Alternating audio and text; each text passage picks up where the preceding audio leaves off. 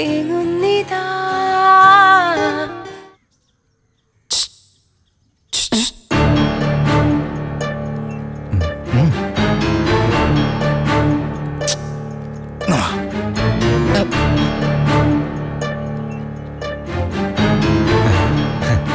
ലൈലയുടെ അമ്മേ, അതേ. എന്താ മനുഷ്യ? ഞാൻ ചോദിക്കാൻ മറന്നുപോയി. ലൈലയുടെ അച്ഛനെന്താ വരാത്തെ? സുഖയില്ലേ? സോമേട്ടന് രാവിലെ ഒരു അർജന്റ് ഓട്ടത്തിന് പോകേണ്ടി വന്നു. ഇതിലേ വരും. ഓ, ഞാൻ അന്വേഷിച്ചെന്ന് പ്രത്യേകം പറയണേ. നിങ്ങളൊക്കെ എന്നെ ഇത്രമാത്രം സ്നേഹിക്കുന്നുണ്ടെന്ന് ഇപ്പോഴാ അറിയുന്നേ. ഇതുവരെ അത് മനസ്സിലാക്കാതെ പോയല്ലോ. ഞാൻ എന്തൊരു മണ്ടനാ. സാരമില്ല മനുഷ്യ, ഇപ്പോഴെങ്കിലും മനസ്സിലായല്ലോ. ഓരോന്നിനും അതിൻ്റെതായ സമയമുണ്ട്. ദാസ. എന്താ? അല്ല, സമയമുണ്ടെന്ന് പറഞ്ഞതാ. അല്ല, ലൈലയുടെ അമ്മയോട് എനിക്ക് ക്ഷമ പറയാതിരിക്കാൻ പറ്റില്ല. എന്നോട് ക്ഷമിക്കണം. ക്ഷമിക്കാനോ? അതിന് മനീഷ് എന്നോട് എന്ത് തെറ്റ് ചെയ്തു? ഞാൻ പഴയതൊന്നും മറക്കാൻ പാടില്ലായിരുന്നു. 10 രൂപ തികച്ചെടുക്കാനില്ലാതെ ഈ വീട്ടിലും ആ റോട്ടിലും തെണ്ടിത്തിരിഞ്ഞ് നടന്നവനാ ഞാൻ. ഒരു ജോലി കിട്ടിയപ്പോഴേക്കും അതെല്ലാം മറന്നു. എന്ത് മറന്നെന്നാ? എനിക്കൊന്നും മനസ്സിലാവുന്നില്ല. ലൈലയുടെ അമ്മേനെ ഇൻസൾട്ട് ചെയ്തില്ലേ ഞാൻ? 2 സെന്റ് സ്ഥലം വാങ്ങിക്കാനല്ലോ 10,000 രൂപ എനിക്ക് നേരെ നീട്ടിയത്. നല്ല ഡ്രസ്സ് വാങ്ങിക്കാനല്ലേ, ഒരു സമ്മാനം. അത് വേണ്ടെന്ന് പറഞ്ഞ് നിന്ദിക്കാൻ ഞാൻ ആരാ? അതാണോ? പോട്ടെ മനീഷേ. മനീഷ് പറഞ്ഞു തന്നെയാ ശരി. സ്വന്തമായി അധ്വാനിച്ചുണ്ടാക്കിയ കാശുകൊണ്ട് ഒരു ഷർട്ട് വാങ്ങിച്ചിടുന്നതിന്റെ സന്തോഷം ഒന്ന് വേറെ തന്നെയാ. അതിലൊരു അഭിമാനമുണ്ട്. ഇത്രയും കാലം ഈ അഭിമാനം എവിടെയായിരുന്നു എനിക്ക്? അത് ഞാൻ എന്തുകൊണ്ട് ചിന്തിച്ചില്ല? ലൈലയുടെ അമ്മയ്ക്ക് വിഷമം തോന്നരുത്. ക്ഷമിക്കണം, നിന്ദിച്ചതല്ല ഞാൻ. സാരമില്ലെന്നേ, ഞാനത് മറന്നു. അങ്ങനെ പറഞ്ഞാൽ പറ്റില്ല. ദേ, ക്ഷമിച്ചെന്ന് പറ. ക്ഷമിച്ചു മനീഷേ, ക്ഷമിച്ചു. ഇല്ല, ഇത് വെറുതെ പറയുന്ന. മനസ്സിന് വിഷമമുണ്ട്, എനിക്കറിയാം. മോഹം കണ്ടാ എനിക്കറിയാം. എനിക്കൊരു വിഷമവും ഇല്ല. മനീഷ് രക്ഷപ്പെട്ടതിൽ സന്തോഷമേ ഉള്ളൂ.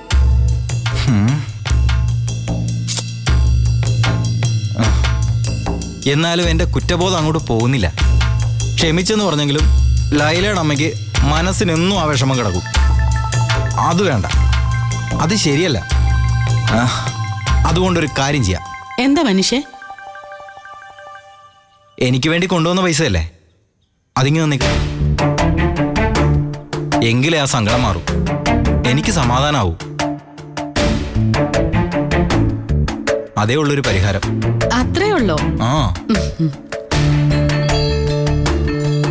ഇതാ. ലൈലയുടെ അമ്മയുടെ സമാധാനത്തിന് വേണ്ടിയാണേ. അതിനെന്താ, ഞാനിത് തരാൻ കൊണ്ടുവന്നതല്ലേ. എന്നാ ശരി. ഇതാ.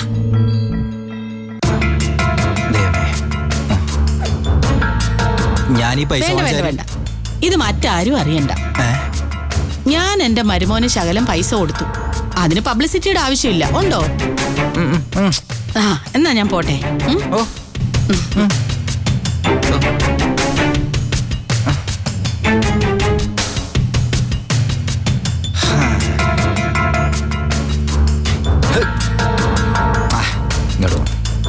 ലൈലേ, എടീ ലൈലേ, ഹോർലിക്സ് എടുത്തു വെച്ചേ.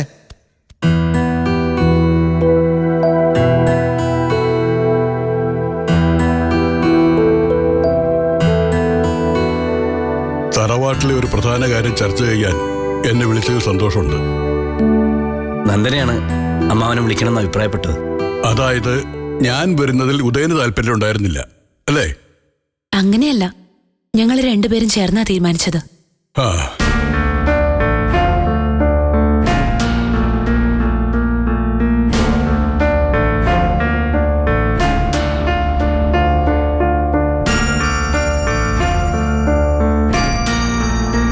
ഇരിക്കടോ.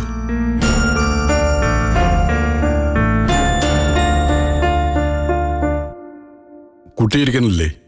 സാരമില്ല. പണ്ട് മരുമക്കത്തായത്തിന്റെ കാലത്ത് ചില തറവാടുകളിൽ ഒരു ഏർപ്പാടുണ്ടായിരുന്നു. പ്രധാന തീരുമാനങ്ങൾ അനന്തരവന്മാർ സ്വന്തം ഇഷ്ടപ്രകാരം നടത്തും. അമ്പലത്തിനോട് ചേർന്നുള്ള 100 പറ കണ്ടം ആർക്കെങ്കിലും പാട്ടത്തിന് കൊടുക്കുക, നല്ല വില കിട്ടുന്ന 5-10 തേക്കുമരം വെട്ടി വിൽക്കുക, 10 പുരയിൽ സ്വന്തം ഇഷ്ടക്കാരിയെ കയറ്റി താമസിപ്പിക്കുക. ഇതെല്ലാം അനന്തരവന്മാർ തന്നിഷ്ടപ്രകാരം ചെയ്യും. എന്നിട്ടോ ഭസ്മക്കോട്ട എവിടെ തൂക്കണം, പുതിയതായി പണിത് ദിവാൻ തെക്കിനിയിൽ വേണോ അതോ വടക്കിനിയിൽ മതിയോ, ഇത്തരം നിസ്സാര കാര്യങ്ങളിൽ കാരണവന്മാരുടെ അഭിപ്രായം ചോദിക്കും. തോന്നിയ പോലെ കാര്യങ്ങൾ നടക്കുകയും ചെയ്യും. കാരണവന്മാരുടെ അഭിപ്രായം ചോദിച്ചു ആവും. അങ്ങനെ ഒരു കീഴ്വഴക്കം ഇവിടെ ഉണ്ടെന്നാണോ അമ്മാവൻ പറഞ്ഞു വരുന്നത്? പൂർണ്ണമായും ഇല്ലെന്ന് ഉദയന് പറയാൻ കഴിയോ? ഞങ്ങൾ 2 അമ്മാവന്മാരും അറിയാതെ കുന്നത്തൂര് ചില കാര്യങ്ങളെങ്കിലും സംഭവിച്ചിട്ടില്ലേ? വസുന്ധര ഈ കോവിലോത്തുനിന്ന് ഇറങ്ങിപ്പോയതുൾപ്പെടെ അപാകതകൾ ഉണ്ടായിട്ടുണ്ട്. അത് ആവർത്തിക്കരുതെന്നുള്ള ആഗ്രഹം കൊണ്ടാണ് അമ്മാവനോട് ഇപ്പൊ വരാൻ പറഞ്ഞത്. വല്യേട്ടനെ അറിയിച്ചില്ലേ നിങ്ങൾ? ഞാൻ വിളിച്ചിരുന്നു. ചെറിയമ്മാവനോട് ആലോചിച്ചിട്ട് വിവരം അറിയിക്കാൻ പറഞ്ഞു. ഇങ്ങോട്ട് പുറപ്പെടുന്നതിന് മുമ്പ് ഞാനും വിളിച്ചിരുന്നു. അത് തന്നെയാ എന്നോടും പറഞ്ഞത്.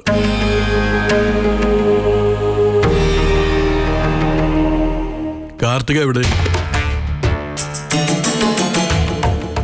അയാളും കേൾക്കേണ്ട കാര്യമല്ലേ? ഞാൻ 2 തവണ പറഞ്ഞു വന്നേക്കാന്ന്. വന്നോട്ടെ.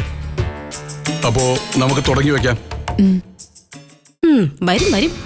ഈ കമ്മിറ്റിയിൽ പങ്കെടുക്കാൻ കാർത്തികയ്ക്ക് സൗകര്യമില്ല. കുന്നത്തൂർ കോവിലകത്തേക്ക് ഒരു കുട്ടിയെ ദത്തെടുക്കുന്നതാണ് വിഷയം.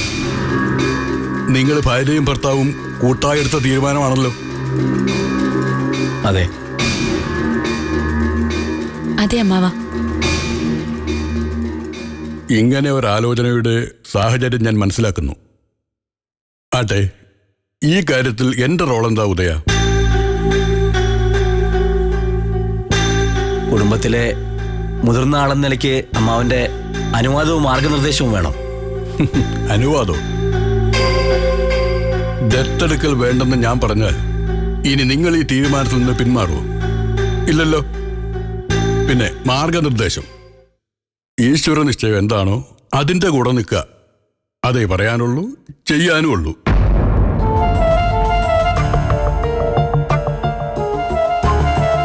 അതെ, ഏതെങ്കിലും കുഞ്ഞിനെ കണ്ടുവച്ചിട്ടുണ്ടോ? ഇല്ല. ഉദയൻ വിളിച്ച് വിഷയം സൂചിപ്പിച്ചയുടൻ എന്റേതായ നിലയ്ക്ക് ഞാനൊരു അന്വേഷണം നടത്തി. അനാഥാലയങ്ങളും അഗതി മന്ദിരങ്ങളും ശിശു സംരക്ഷണ കേന്ദ്രങ്ങളും നാട്ടിൽ പലയിടത്തുമുണ്ട്. ഞാൻ പക്ഷേ നോക്കിയത് അത്തരം സ്ഥാപനങ്ങളിലല്ല, നമ്മുടെ ബന്ധത്തിലുള്ള കോവിലകങ്ങളിലും അവരുടെ പരിചയത്തിലുള്ള മറ്റു ബന്ധുവീടുകളിലുമാണ്.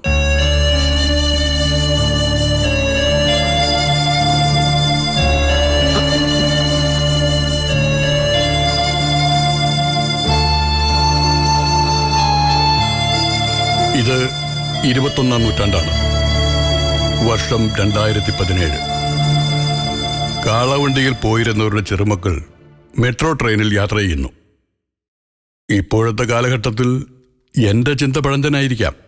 എന്നാലും കുന്നത്തൂരെ ഉദയവർമ്മയെ അച്ഛ എന്ന് വിളിച്ച് വളരേണ്ട കുട്ടി ഒരു ക്ഷത്രിയ രക്തമായാൽ കൊള്ളാമെന്ന് മോഹം തോന്നി. അതാണ് പരിചയമുള്ള കോവിലകങ്ങൾ അന്വേഷിച്ചത്. ഫലമുണ്ടായില്ല. എടുത്തു വളർത്താൻ പറ്റിയ ഒരു കുട്ടിയും അവിടെയെങ്ങുമില്ല. തൽക്കാലത്തെ കൗതുകത്തിന് ഒരു കുട്ടിയെ അഡോപ്റ്റ് ചെയ്യാനല്ല ഞങ്ങൾ ഉദ്ദേശിക്കുന്നത്. എന്നും ആ കുട്ടി ഞങ്ങളുടെ മകൻ അല്ലെങ്കിൽ മകളായിരിക്കും. അമ്മാവന്റെ ഉദ്ദേശശുദ്ധിയെ പരിഹസിക്കുകയല്ല, എന്നാലും പറയാ, ക്ഷത്രിയ രക്തം ഉത്തമാണോ അല്ലയെന്നൊന്നും എനിക്കറിയില്ല. എന്നാൽ മറ്റൊന്നറിയാം, ഈ പറയുന്ന രക്തം സിരകളിലോടുന്ന പലരും അധമകർമ്മങ്ങൾ ചെയ്യുന്നുണ്ട്. ക്ഷത്രിയരല്ലാത്ത എത്രയോ പേര് ഉത്തമ കർമ്മങ്ങളും ചെയ്യുന്നുണ്ട്. അതുകൊണ്ട് മനുഷ്യരക്തമുള്ള മനുഷ്യ മനസ്സുള്ളൊരു കുട്ടി, അത് മാത്രമാണ് എൻ്റെ പ്രിഫറൻസ്. കലാകാരനായ ഉദയന് അത്തരം ഉദാത്തമായ ചിന്തകൾ ഒരലങ്കാരമാണ്.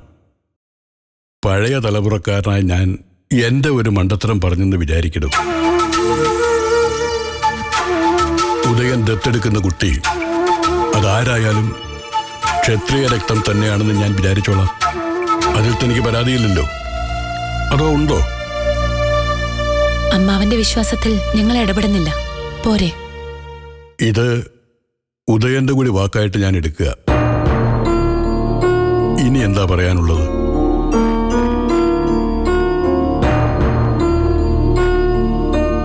തീരം പ്രായം കുറവായ ഒരു കുഞ്ഞിനെ കണ്ടെത്തണമെന്നാണ് ആഗ്രഹം. അതായത് തിരിച്ചറിവാവാത്ത കുട്ടി. ഓർമ്മ വെക്കുമ്പോൾ മുതൽ അത് ഞങ്ങളെ അച്ഛനമ്മമാരായി കാണണം. എന്നും ഞങ്ങളുടെ സ്വന്തം കുട്ടിയായിരിക്കണം. ആ, അതൊരു നല്ല ആശയമാണ്. അങ്ങനെ ഒരു കുഞ്ഞിന് വേണ്ടിയുള്ള അന്വേഷണം തുടങ്ങണം. എവിടെയോ ആ കുഞ്ഞുണ്ട്. നിങ്ങളുടെ കയ്യിൽ ആ കുട്ടി വൈകാതെ എത്തിച്ചേരട്ടെ. ഏതാഗ്രഹവും ആത്മാർത്ഥമാണെങ്കിൽ ഫലപ്രാപ്തി ഉണ്ടായിരിക്കും. അത് നടത്തിത്തരുന്ന ശക്തിക്കാണല്ലോ ഈശ്വരൻ എന്ന് പറയുന്നത്. എന്റെ പൂർണ്ണത്ര ഈശ.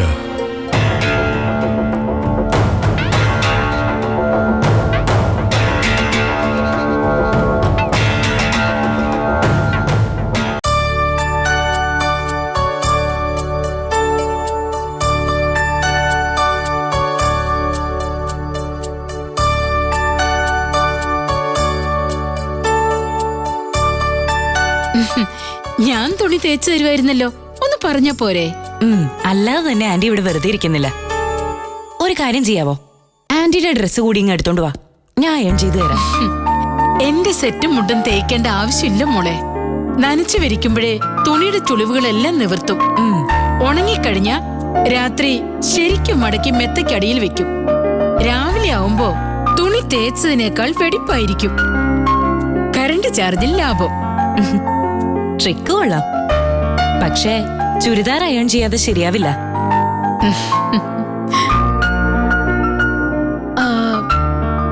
ഹരിപ്രസാദിന്റെ ഷർട്ടും മുണ്ടും കാണുന്നില്ല. എല്ലാം നേരത്തെ തേച്ചു വെച്ചോ? പുള്ളിക്കാരൻ ഡ്രസ്സെല്ലാം കൊണ്ടുപോയിട്ടുണ്ട്. അവിടെ അയൺ ചെയ്തോളും. അല്ലെങ്കിലും ഞാൻ ഷർട്ട് തേച്ചു കൊടുത്താ ഹരിക്ക് ഇഷ്ടാവില്ല. അപ്പൊ ഇഷ്ടപ്പെടുന്നത് പോലെ ഇസ്തിരി ഇട്ട് കൊടുക്കണം. അല്ലെങ്കിൽ നമ്മൾ ചെയ്യുന്നത് ഇഷ്ടപ്പെടുന്ന രീതിയിലേക്ക് ഹരിപ്രസാദിനെ കൊണ്ടുവരണം. ശകലം ക്ഷമ മതി അതിന്.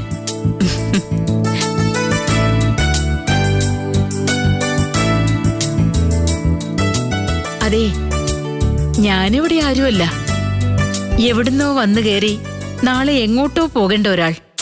സതിയാന്റി, ഇത്തരം സ്റ്റേറ്റ്മെന്റുകൾ വേണ്ടെന്ന് ഞാൻ പല പ്രാവശ്യം പറഞ്ഞിട്ടുണ്ട്.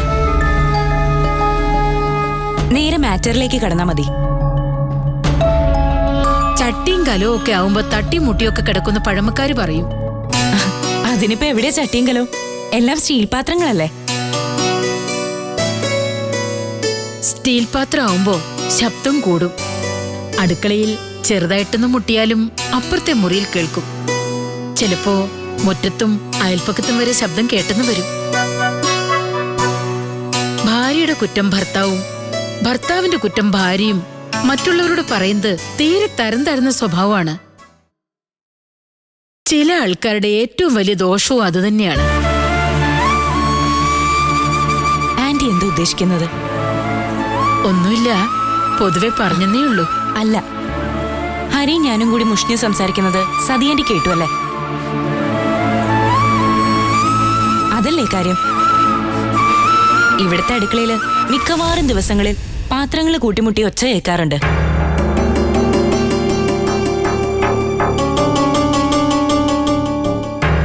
എന്താ കുഞ്ഞ് ഇങ്ങനെയൊക്കെ? നിങ്ങൾക്കിടയിൽ പിണങ്ങേണ്ട കാര്യം എന്താ ഉള്ളത്? സാമ്പത്തിക പ്രശ്നമില്ല. കള്ളു കുടിച്ചു വന്ന് വഴക്കുണ്ടാക്കുന്ന ആളല്ല ഹരി. ജോലിയുണ്ട്, എല്ലാം ഉണ്ട്. പിന്നെന്താ പ്രശ്നം? പിന്നെ എന്താണ് പ്രശ്നം? ആ ചോദ്യത്തിന് വ്യക്തമായിട്ടൊരു ഉത്തരവില്ലെന്നുള്ളതാണ് സത്യം. എന്തോ ഒന്ന് പൂരിപ്പിക്കപ്പെടാതെ കിടപ്പുണ്ട് ഞങ്ങൾക്കിടയിൽ. എന്താണ് വിട്ടുപോയെന്ന് എനിക്കറിയില്ല. ഹരിക്കും അറിയില്ലെന്നാണ് തോന്നുന്നത്. എന്നാ ഞാൻ പറയാം എന്താണ് വിട്ടുപോയതെന്ന്. നിങ്ങൾക്കൊരു കുഞ്ഞ്.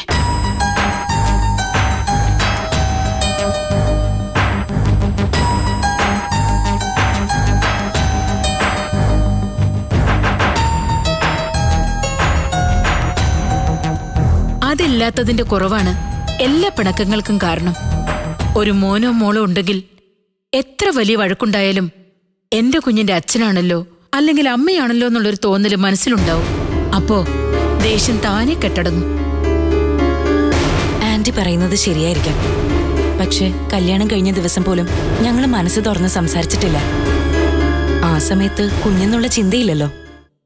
മോളെ, ഹരി ആള് പൊതുവെ കാമൻ ക്വയറ്റാണ്. ദുശീലെന്ന് പറയാൻ ഒന്നുമില്ല. പക്ഷെ ഞങ്ങൾക്കിടയിൽ എവിടെയോ ഒരകലമുണ്ട്. മനസ്സ് തുറന്നൊന്ന് സംസാരിച്ച എല്ലാ അകലവും കുറയും. അതിന് മനസ്സ് തുറക്കാൻ കഴിയണ്ടേ? എങ്കിൽ എനിക്കൊരു ചോദ്യമുണ്ട്. ഹരിപ്രസാദിന് മറ്റേതെങ്കിലും പെണ്ണുമായി ബന്ധമുണ്ടോ? അതായത് ബന്ധമുള്ളതായിട്ട് പ്രിയ കേട്ടിട്ടുണ്ടോ? അല്ലെങ്കിൽ മോൾക്ക് സംശയമുണ്ടോ? അങ്ങനെ സീരിയസ് ആയ ഒരു ബന്ധം പണ്ടൊരു പാർട്ടിയുമായി ഹരിക്ക് അടുപ്പമുണ്ടായിരുന്നു. ഏതോ ഒരു നന്ദന.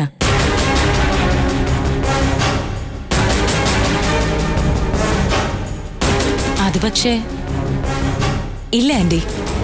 പഴയ ഒരു പരിചയത്തിന്റെ ബാക്കി എന്നതിനപ്പുറം ഇപ്പൊ ആ റിലേഷന് ഒരു അർത്ഥവുമില്ല.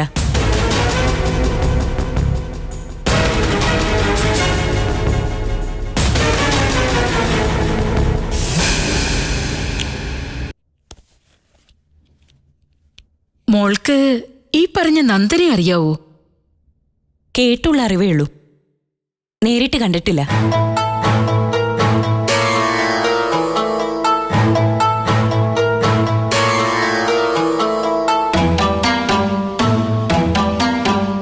എന്താ ആന്റി? ചില അടുപ്പങ്ങള് അതിർത്തി മാറ്റിയാലും മനസ്സിന്ന് മാറില്ല. ഹരിപ്രസാദ് അങ്ങനെയാണെന്നല്ല, ഞാൻ പറഞ്ഞെന്നേ ഉള്ളൂ. നന്ദന ആരും ആയിക്കോട്ടെ, അവള് ചത്താലും ജീവിച്ചാലും മോൾക്കൊന്നുമില്ല. പക്ഷെ ഹരി മോളുടെ മാത്രമാണ്. കൊച്ചു കൊച്ചു പിണക്കങ്ങളുടെ പേരില് അകന്നകന്നു പോവരുത്. പിന്നീട് നമ്മൾ എത്ര ശ്രമിച്ചാലും അടുക്കാൻ കഴിഞ്ഞില്ലെന്ന് വരും.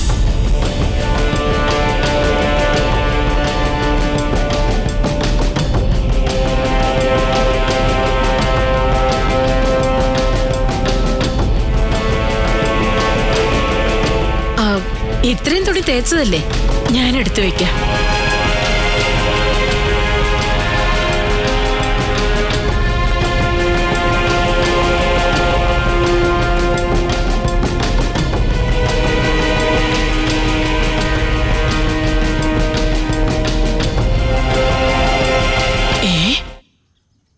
സുപ്രിയ സതിയമ്മയോട് അങ്ങനെ പറഞ്ഞു?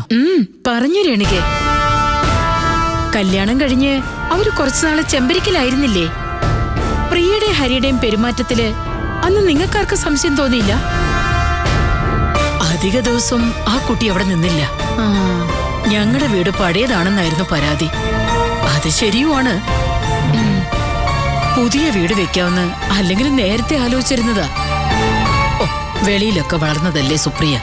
നമ്മളാണെങ്കിൽ നാട്ടും പുറത്തുകാരും. അത് വീടുമായിട്ട് ബന്ധപ്പെട്ട കാര്യം. ഹരിപ്രസാദുമായി പ്രിയയ്ക്ക് മാനസികമായൊരടുപ്പമില്ല. എന്ന് വെച്ചാ ഹരിക്ക് ആ കുട്ടിയുമായി ഈ പറഞ്ഞ യോജിപ്പില്ലെന്ന് നമ്മൾ മനസ്സിലാക്കണം. അല്ലെങ്കിൽ ജോലിന്നും പറഞ്ഞ് ഏതെങ്കിലും ഒരു ചെറുപ്പക്കാരൻ ഇത്രയും ദൂരം പോയി കിടക്കുവോ? അതും കല്യാണം കഴിഞ്ഞ് പുതുമോടി മാറുന്നതിന് മുമ്പാണ് തൃശ്ശൂരേക്ക് പോയതെന്ന് ഓർക്കണം. ഇനി ജോലിയുടെ ആവശ്യമാ, അങ്ങനെ പോയും തന്നെ ഇരിക്കട്ടെ. ഇപ്പോഴത്തെ പിള്ളേരെ ഫോൺ താഴെ വെക്കുവോ? ചെവിയിൽ കുത്തിത്തിരുകുന്ന വയറുവഴിയായാലും സംസാരിച്ചുകൊണ്ടേയിരിക്കും. അവരൊരു ഫോൺ പോലും ചെയ്യാറില്ലെന്നാണ് സതീമ പറയുന്നത്. ദിവസവും വിളിക്കും. ഹരി ഇങ്ങോട്ടോ പ്രിയ അങ്ങോട്ടോ വിളിക്കും. അതിനൊരു കൃത്യസമയം വെച്ചിട്ടുണ്ട്. ഈ ഫാക്ടറിയിലൊക്കെ 9 മണിക്ക് സൈറൻ അടിക്കുന്ന പോലെ 9 മണിയാവുമ്പോ ഫോൺ ചെയ്യും. ടേപ്പ് ചെയ്ത് വെച്ചതുപോലെ സംസാരിക്കും. അത്രേ ഉള്ളൂ. അത് മതിയോ?